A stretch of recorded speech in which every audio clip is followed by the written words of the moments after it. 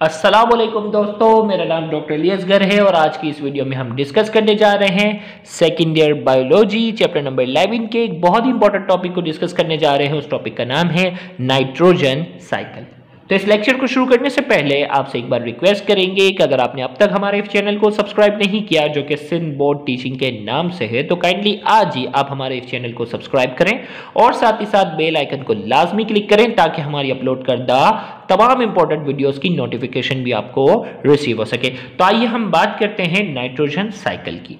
तो सबसे पहले हमने बात की इंट्रोडक्शन में, हम थोड़ा सा नाइट्रोजन के बारे में हम कुछ बताएंगे। Nitrogen is very important as it is essential for chlorophyll and amino acids which form protein।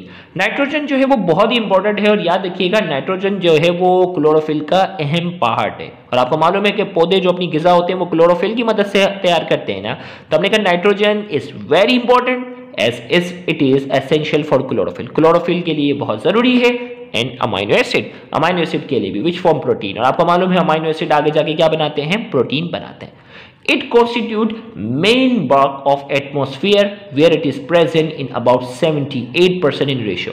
हमारे माहौल में जो मुख्तलिफ गैसेस हैं, सबसे ज्यादा जो गैस पाई जाती है वो क्या है, नाइट्रोजन। तो हमने कहा it constitute main bulk of atmosphere where it is present in about 78% in ratio. हमारे एटमॉस्फेयर में सबसे ज्यादा परसेंटेज जो है वो किसकी है, नाइट्रोजन की, जो कि 78% है। The atmospheric nitrogen is inert and does not readily participate in any reaction. जो माहौल में जो नाइट्रोजन है ना, हमारे एटमॉस्फेयर में जो नाइट्रोजन है ना, उसका फॉर्मूला जो मैं आपको बताऊं ना, थोड़ा सा मैं आपको केमिस्ट्री पॉइंट ऑफ व्यू से बता दूं, वो है N2 और इनके दरमियान जो है वो ट्रिपल कोवलेंट बॉन्ड होता। तो लिहाजा ये इनर्ट होती है, ये ट्रिपल कोवलेंट बॉन्ड को तोड़ना इतना आसान नहीं होता, तो लिहाजा ये मुख्तलिफ रिएक्शन में पार्टिसिपेट नहीं करती। The atmospheric nitrogen is inert and does not readily participate in any reaction. मुख्तलिफ रिएक्शन में ये पार्टिसिपेट भी नहीं करती। It is cycle from environment to organism and back to environment by several paths. और ये क्या होता है, पूरा एक साइक्लिक पाथवे होता है माहौल से ऑर्गेनिजम्स में और ऑर्गेनिज्म से दोबारा माहौल तक ये किस तरीके से पहुंचती है, आज की इस वीडियो में हम डिस्कस करेंगे। तो ये इसका था इंट्रोडक्शन।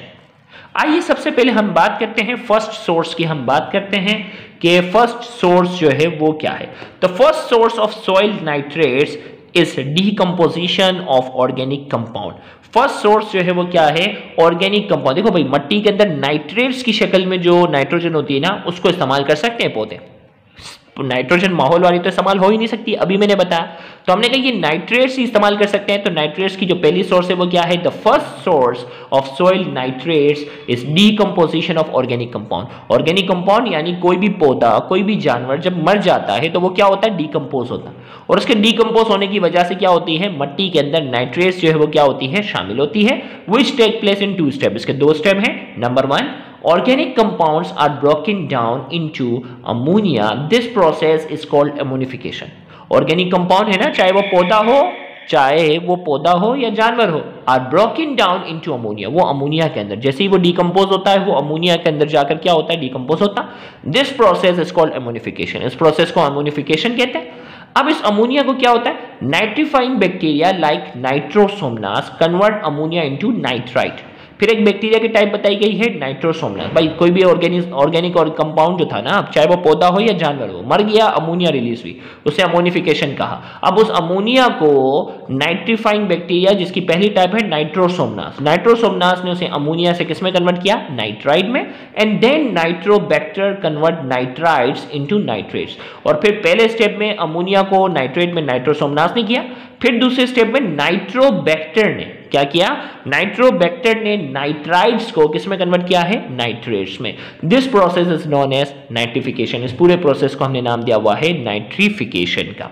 फिर हमारे पास जो है वो सेकंड सोर्स की अगर हम बात करते हैं तो सेकंड सोर्स हमारे पास जो है the second source of soil nitrates. अब मिट्टी के अंदर पहले तो मैंने बताया ऑर्गेनिक कंपाउंड की वजह से आई। दूसरी जो सोर्स है वो सॉइल नाइट्रेट क्या है, are bacteria like Clostridium, Azotobacter and a blue-green algae, nostoc। They bring about symbiotic nitrogen fixation। अल्लाह ताला ने इनके अंदर सलाहियत रखी है। जो बैक्टीरिया हमारे पास क्लोस्ट्रीडियम है, एजोबैक्टर है, ब्लू ग्रीन एल्गी जिसमें नॉस्टॉक आ जाते हैं, इनके अंदर अल्लाह ताला ने सलाहियत रखी है कि वो नाइट्रोजन फिक्सेशन की सलाहियत रखते हैं। माहौल की जो नाइट्रोजन है गैस N2 को वो नाइट्रेट में कन्वर्ट करने की सलाहियत रखते हैं। तो उनकी वजह से भी कुछ मिट्टी के अंदर क्या आ जाती है, नाइट्रेट आ जाती है।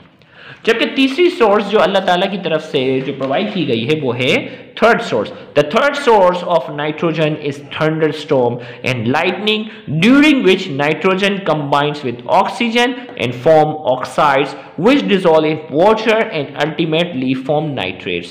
हमने कहा कि तीसरी सोर्स जो है वो क्या है, थंडरस्टॉर्म, आसमानी बिजली होती है ना, उसकी बात करते हैं। थंडरस्टॉर्म एंड लाइटनिंग, जिसमें जो है ना थंडरस्टॉर्म की वजह से लाइटनिंग जो आसमानी बिजली पड़ती है, during which nitrogen combines with oxygen, उस रोशनी में इतनी ज्यादा एनर्जी होती है कि उस एनर्जी की वजह से नाइट्रोजन ऑक्सीजन के साथ जो है वो रिएक्ट कर जाती है एंड फॉर्म ऑक्साइड, और नाइट्रोजन के ऑक्साइड बनते हैं विच डिसॉल्व इन वाटर, जो कि बारिश के कतरों में जाकर डिसॉल्व हो जाते हैं एंड अल्टीमेटली फॉर्म नाइट्रेट्स, जो कि फाइनली नाइट्रेट्स में कन्वर्ट होते हैं। तो तीन सोर्स डिस्कस की। अब ये नाइट्रेट्स मिट्टी में शामिल हो गई। अब ये नाइट्रेट्स का क्या काम होगा? The nitrates are absorbed by roots and they are converted into amino acids. Nitrates जो है वो क्या होते हैं, आर एब्सॉर्ब्ड बाय रूट्स, जड़ों के अंदर जाकर जो है वो क्या होते हैं, एब्सॉर्ब करते हैं and they are converted into amino acids and then to protein, और वो क्या हो जाते हैं, they are converted into amino acids. Amino acids में जाकर जो है वो कन्वर्ट होते हैं और फिर ये अमीनो एसिड पौधे किसमें इस्तेमाल कर लेते हैं, प्रोटीन बनाने में। The protein is later on taken up by animals and it is broken down and is constituted as animal protein। अब आपको पता है ना, पौधों ने जो है वो इस नाइट्रेट को अमीनो एसिड बनाने में काम इस्तेमाल किया और फिर इस पौधों ने जो है उसे अपना प्रोटीन बनाने में काम किया। फिर जो है इस प्रोटीन को क्या किया है, हर्बीवोरस एनिमल, घासखोर जानवरों ने इसको क्या किया, खाया, और इस प्रोटीन को क्या किया है, एनिमल प्रोटीन में जाके कन्वर्ट किया। The animal produce nitrogenous waste to which putrefying bacteria break down into ammonia compound and then nitrite bacteria, nitrobacter, convert into nitrates which is absorbed by plant and thus recycled। Animal ने उसे animal protein में convert किया और animal जो है वो nitrogenous waste जो release करते हैं उसे प्यूट्रीफाइंग बैक्टीरिया अमोनिया में कन्वर्ट करते हैं, और फिर नाइट्राइट बैक्टीरिया जो होते हैं जिसमें नाइट्रोबैक्टर है वो सब किसमें कन्वर्ट कर देता है, नाइट्रेट में, which is absorb by plant, plant से दोबारा एब्सॉर्ब करते हैं एंड दस रिसाइकल, और उसे दोबारा रिसाइकल में कन्वर्ट करते हैं। यहां जाकर क्या हो गई, साइकिल, नाइट्रोजन साइकिल मुकम्मल हो गई। फिर इसके बाद आप चाहें तो इसमें एक अच्छी सी डायग्राम भी बनाइएगा, आप चाहिएगा तो इसमें एक अच्छी सी डायग्राम बनाए तो आपको फुल मार्क्स इंशाल्लाह मिलेंगे। नोट करके हमने कहा the denitrifying bacteria are also present in soil, ये एक छोटा सा पॉइंट है। The denitrifying bacteria are also present in soil and they reverse the process of nitrification and so reduce soil fertility। कुछ ऐसे बैक्टीरिया होते हैं जो डीनाइट्रिफाइंग का काम करते हैं, नाइट्रेट को इस्तेमाल कर रहे होते हैं, और ये भी मिट्टी के अंदर कुछ कुछ मिट्टी में पाए जाते हैं। They reverse the process of nitrification, वो नाइट्रिफिकेशन के प्रोसेस को रिवर्स करने का काम करते हैं। लिहाजा ऐसे बैक्टीरिया जिस सॉइल में, जिस मिट्टी में पाए जाएंगे उसकी फर्टिलिटी को क्या कर देंगे, उसकी फर्टिलिटी को डिक्रीज करने का काम करेंगे। तो यहां जाकर नाइट्रोजन साइकिल का टॉपिक हमारा जो है वो मुकम्मल हुआ। उम्मीद करते हैं कि आज के इस लेक्चर से आपको बहुत ज्यादा फायदा हुआ होगा। Thank you very much. Allah Hafiz.